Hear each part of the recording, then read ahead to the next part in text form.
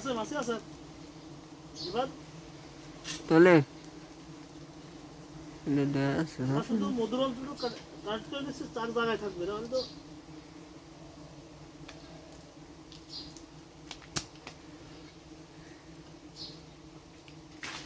বিসমিল্লাহ।